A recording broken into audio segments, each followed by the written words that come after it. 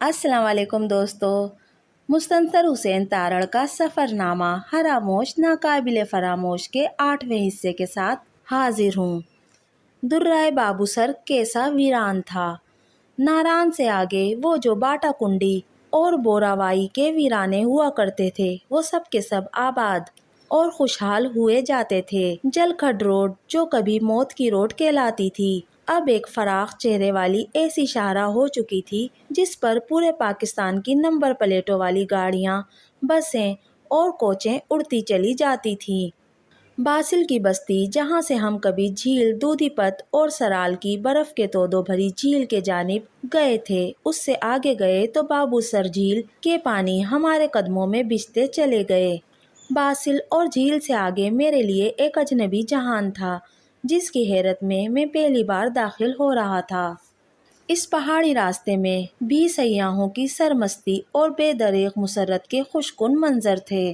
شاہراہ کے نیچے دریا کنارے قالین بچھے تھے اور کھلی فضا میں پکنک کے سامان تھے۔ ہماری کوچ کو ہارن دیتی ایک ایسی کار گزری جس کی کھلی کھڑکیوں میں سے 2 لڑکیاں اپنے آدھے دھڑ باہر نکالے ہاؤ ہو کرتی نعرے لگا رہی تھیں۔ وہ راستے میں گرتی آبشاروں تلے بے دریغ اشنان کرتی تھیں۔ جہاں کہیں برف کے تودے سڑک پر آتے تھے، سیاح ان کی دراڑوں میں گھس کر سیلفیاں اتارتے تھے۔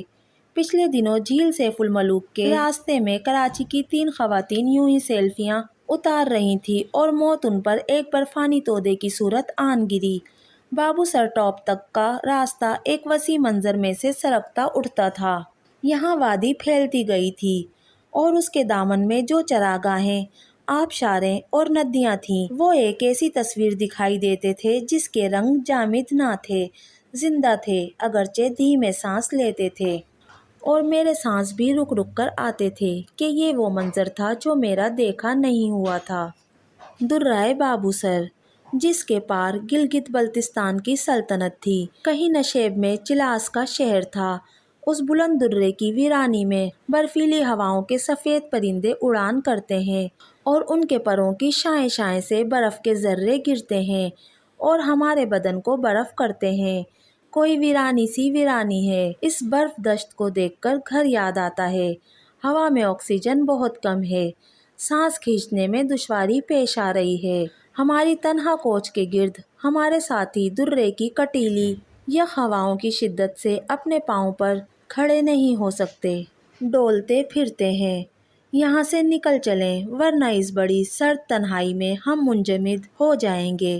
ایسا نہ ہو کہ آئندہ زمانوں میں کوہ نورد خصوصی طور پر بابو سر ٹاپ پر صرف اس منظر کو دیکھنے کے لیے آئیں اور مبہوت رہ جائیں کہ درے کی بلندی پر سرد ہواؤں کے تھپیڑوں سے زنگ آلود ہو چکی ایک پرانے ماڈل کی کھٹارا سی کوچ ہے جس کے ٹائر پچک چکے ہیں اور اس پر برف جم چکی ہے اور اس کوچ کے ارد گرد پورے 9 حنوط شدہ آوارہ گرد ہیں جن کی آنکھیں بے جان مگر کھلی ہیں، گویا برف کے باوے ہیں، ابھی تک اپنے پاؤں پر کھڑے ہیں کہ برف کے مجسمے ہو چکے ہیں۔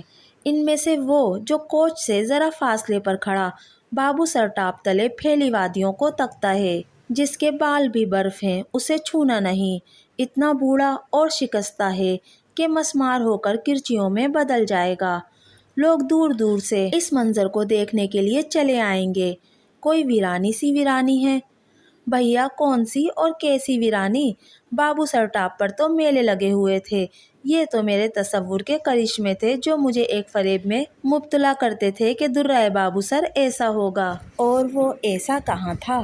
اس نے میرے تصور کے جام جم کو کرچی کرچی کر دیا تھا۔ وہاں تو رونقیں لگی ہوئی تھیں، بسوں اور جیپوں اور کاروں کے گویا شو روم سجے ہوئے تھے اور ایک ہجوم تھا، ہزاروں لوگ تو ہوں گے۔ بابو سر ٹاپ تو اس کے مداحوں کے ہجوم میں روپوش تھا، لیکن عوام ادھر ادھر بھی بکھر گئے تھے۔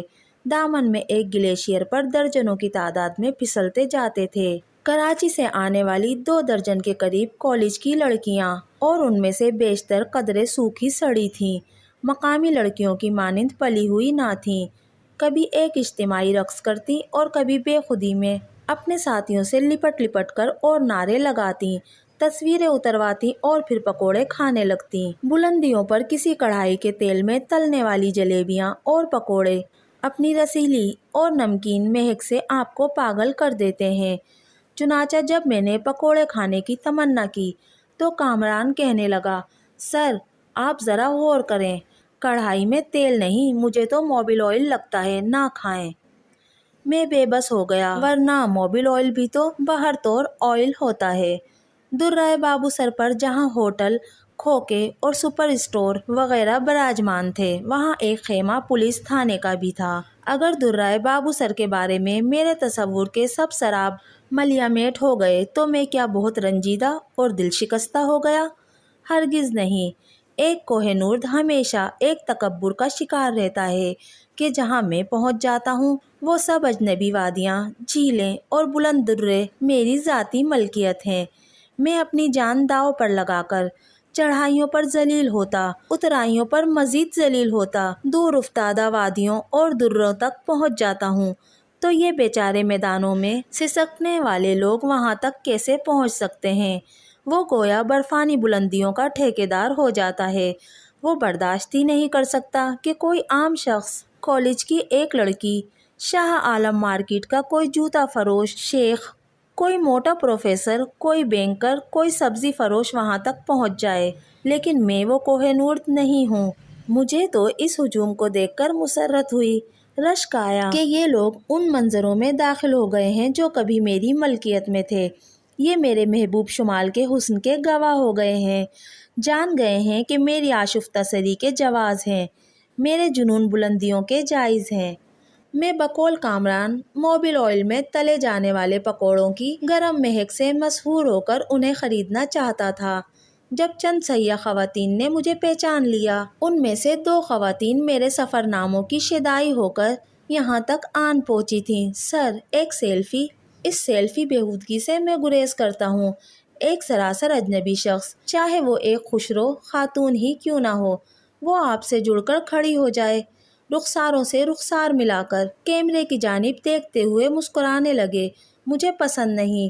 اتنی اجنبی قربت کہ آپ کو اس شخص یا خاتون کے بدن کی بو آ جائے، مجھے پسند نہیں۔ لیکن یہ کوئی شہر یا ادبی محفل نہ تھی، درائے بابو سر تھا، اور ان خواتین کے اجنبی بدنوں میں بو نہ تھی، بلندیوں کی سرد مہک سے وہ مہکتی جاتی تھیں۔ دوستو، یہ تھا سفر نامہ فراموش ناقابل فراموش کا 8واں حصہ۔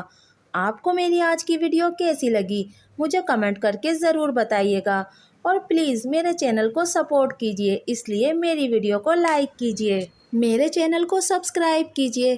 ملتے ہیں اگلی ویڈیو میں، تب تک کے لیے اللہ حافظ۔